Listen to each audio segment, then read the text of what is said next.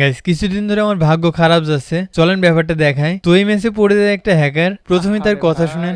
মুন্নাটেনকে আমার সামনে নামছে, চলো আমরা মুন্নাটেনকে একটু মেরে আসি ভাই। তো এরপর আমার দুইটা টিমমেটকে নক করে দেয়।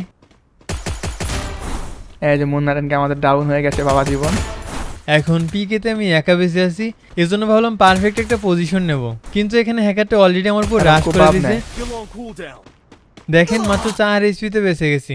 এখন হ্যাকারটাও কিন্তু পুরো রাশ করতেছে। প্রথমে ভাবছিলাম সামনে দিয়ে আসবে, তারপর মনে হলো না, হ্যাকারটা হয়তো আইকিউ খাটাবে, এই জন্য পিছনের দিকেও খেয়াল করছিলাম। এরপর দেখেন